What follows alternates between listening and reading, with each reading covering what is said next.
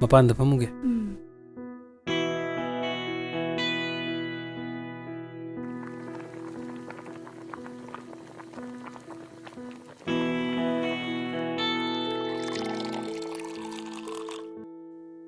ꯀꯝꯗꯧꯔꯤꯒꯦ ꯅꯪꯕꯣ ꯅꯨꯡꯉꯥꯏꯔꯤꯕ꯭ꯔꯣ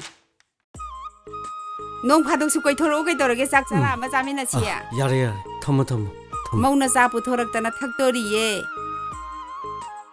ꯄꯦꯟꯕ ꯆꯣꯡꯕ ꯅꯠꯇꯦꯗ ꯍꯥꯏꯅ ꯁꯤꯡꯅꯔꯒ ꯍꯣꯡꯕꯅꯤ ꯍꯣꯏ ꯍꯣꯏ ꯆꯥ ꯊꯛꯈꯤꯒꯦꯀꯣ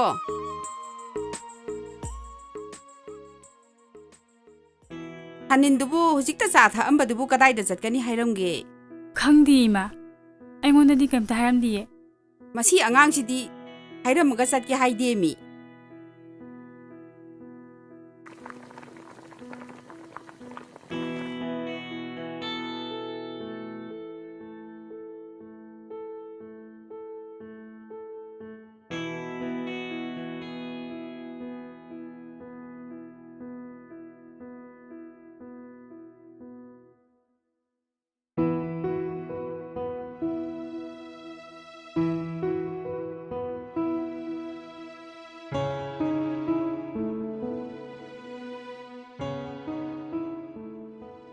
ꯂꯥꯏꯔꯤꯛ ꯄꯥꯏꯔꯣ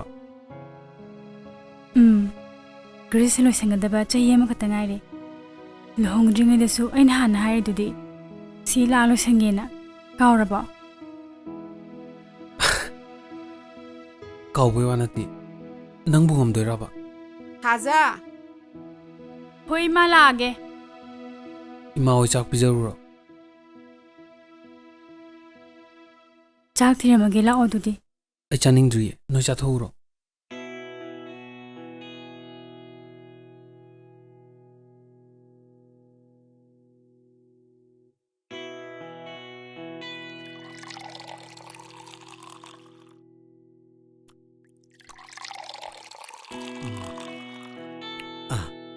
ꯍꯥꯎꯈ꯭ꯔꯦꯗ ꯏꯃꯧꯅ ꯊꯣꯡꯕ ꯏꯟꯖꯥꯡꯁꯤꯗꯤ ꯍꯥ ꯍꯥꯎꯈ꯭ꯔꯦ ꯅꯪꯁꯨ ꯆꯥꯊꯣꯛꯑꯣ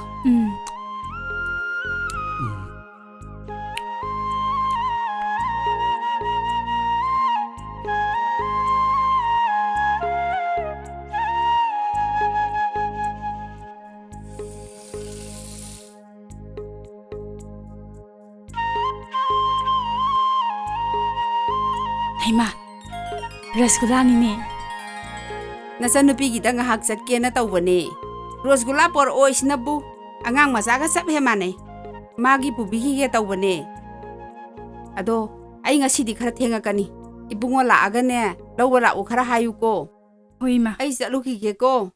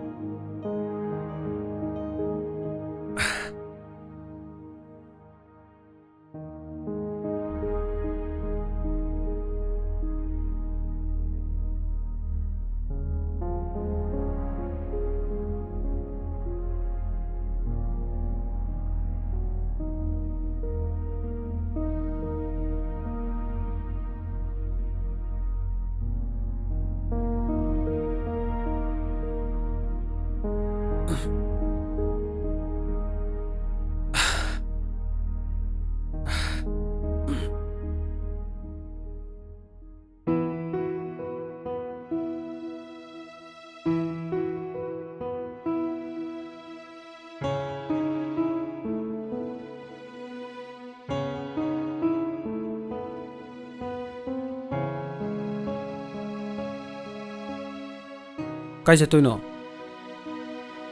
ꯀꯣꯂꯦꯖꯇ ꯑꯃ ꯆꯠꯂꯨꯁꯤꯔ ꯂꯣꯏꯁꯜꯂꯝꯃꯤꯅꯦ ꯌꯥꯃꯨꯡ ꯆꯠꯄꯗ ꯈꯔ ꯊꯤꯟꯕꯤꯔꯝꯒꯦꯔꯥ ꯑꯁ ꯅꯪꯒꯤꯗꯣ ꯉꯥꯏꯈꯣꯗ ꯈꯔ ꯇꯞꯅ ꯇꯧꯔꯁꯨ ꯌꯥꯏ ꯀꯩꯅꯣ ꯅꯠꯇ꯭ꯔꯒꯅ ꯀꯣꯟꯅ ꯗꯤꯁꯇꯦꯟꯁꯇ ꯇꯧꯔꯁꯨ ꯌꯥꯏ matam khara ngaikho. Chahi mangmudo pamdabagini. Kaisu mangoida. Matam khara ngaikho. Aisu ngasidi thabak khara yam chilleba. Chalogi ko.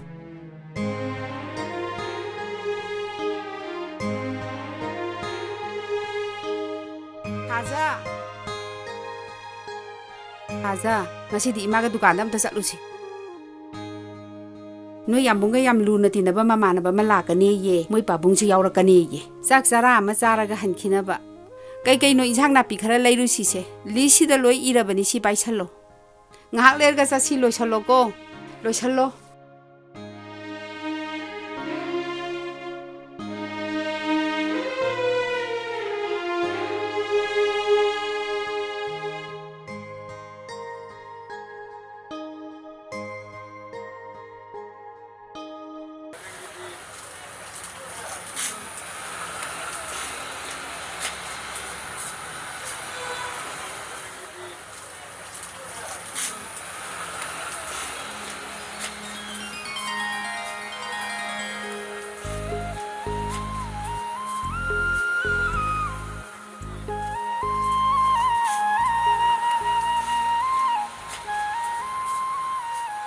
Tao, imongudi yamna phai. Thongbu thakpa yam phajana mahau lai.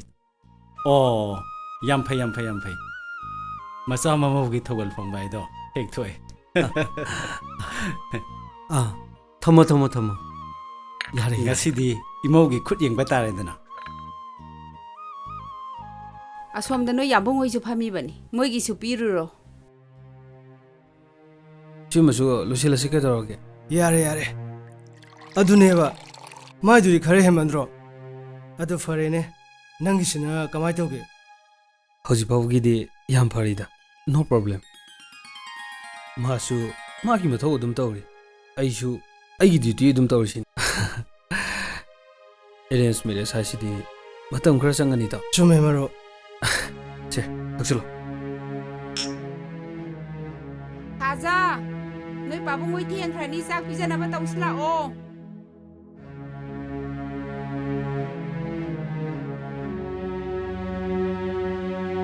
Arrange mere saisidi matam khara changani ta. Chume maro.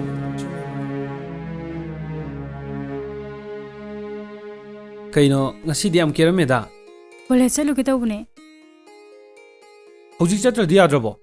Aina khara tapna tawro haikadudi. Philaki matamsu losenki tawre.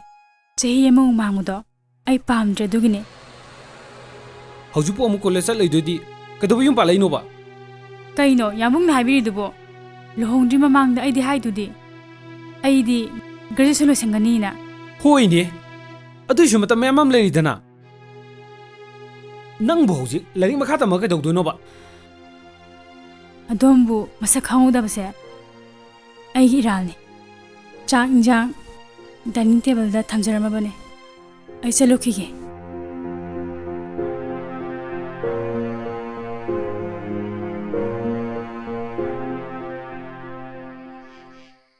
Lohongbadi nupasu nupisu animak lohongini. Adubu nupi singtana adjust tawrise karigino. Farene mafamda ai yummakn khana lairage Bema. adubu ai isani isabu isaoni leiba ngamjade masibu karigino lali basibu kanano aira natraga chatnabi samasibura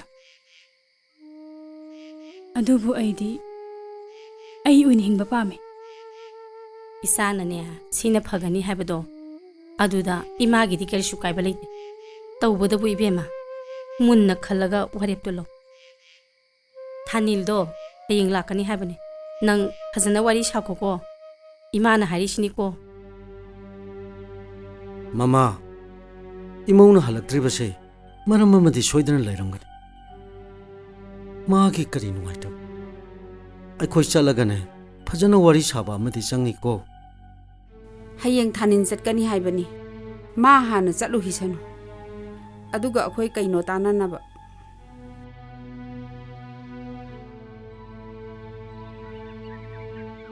Thaja nungainadaba kaya leirasu ngasidi kauthoknarase ngasidi yumda chalase ꯐꯔꯦꯁꯦ ꯑꯩ ꯂꯥꯟꯈ꯭ꯔꯦ ꯅꯪ ꯁꯥꯎꯔꯅꯣꯕ ꯏꯃꯥ ꯄꯥꯕꯨꯡꯅꯁꯨ ꯅꯪ ꯍꯜꯂꯛꯄ ꯉꯥꯏꯍꯧꯔꯤꯌꯦ ꯑꯗꯨꯕꯨ ꯑꯩꯗꯤ ꯄꯨꯝꯅꯃꯛꯀꯤ ꯅꯤꯡꯕ ꯊꯨꯡꯍꯟꯕꯗꯤ ꯉꯝꯂꯔꯣꯏ ꯂꯨꯍꯣꯡꯕꯁꯤꯕꯨ ꯐꯥꯒꯤꯔꯣ ꯂꯩꯅꯤꯡꯉ ꯂꯩꯕ ꯆꯠꯅꯤꯡꯉ ꯆꯠꯄ ꯑꯩꯒꯤ ꯄꯨꯟꯁꯤꯁꯤꯗꯤ ꯐꯥꯒꯤꯔꯣ ꯅꯣꯏꯒꯤ ꯑꯅꯤꯡꯕ ꯑꯄꯥꯝꯕꯗ ꯆꯠꯄ ꯑꯩꯒꯤ ꯑꯄꯥꯝꯕꯗꯤ ꯔꯦꯁꯄꯦꯛ ꯇꯧꯗꯕ ꯐꯔꯦꯅꯦ ꯑꯩ ꯍꯧꯖꯤꯛ ꯆꯠꯂꯒꯦ ꯑꯗꯨꯕꯨ ꯑꯩ ꯏꯁꯥꯅ ꯏꯁꯥꯒꯤ ꯁꯦꯜꯐ ꯔꯦꯁꯄꯦꯛ ꯃꯥꯡꯍꯟꯕꯗꯤ ꯄꯥꯝꯗꯦ ꯃꯌꯥꯝ ꯃꯥꯡꯗ ꯂꯨꯍꯣꯡꯕ ꯈꯛꯇꯅ ꯌꯨꯝ ꯄꯥꯟꯕ ꯌꯥꯕ ꯅꯠꯇꯦ ꯑꯇꯣꯞꯄ ꯃꯌꯥꯝ ꯑꯃꯁꯨ ꯂꯩꯔꯤ ꯂꯚ ꯔꯦꯁꯄꯦꯛ ꯑꯟꯗꯔꯁꯇꯦꯟꯗꯤꯡ ꯌꯥꯝꯕꯨꯡꯅ ꯍꯥꯏꯕ ꯆꯨꯝꯃꯦ ꯑꯦꯔꯦꯟꯖ ꯃꯦꯔꯦꯖꯇꯤ ꯃꯇꯝ ꯈꯔ ꯆꯪꯒꯅꯤ ꯃꯇꯝꯗꯣ ꯂꯥꯛꯑꯒ ꯈꯟꯅꯔꯁꯤ ꯑꯩꯁꯨ ꯃꯇꯝ ꯈꯔ ꯂꯧꯕ ꯄꯥꯝꯃꯤ ꯌꯥꯝꯕꯨꯡ ꯍꯟꯕꯤꯔꯣ ꯊꯦꯡꯈ꯭ꯔꯅꯤ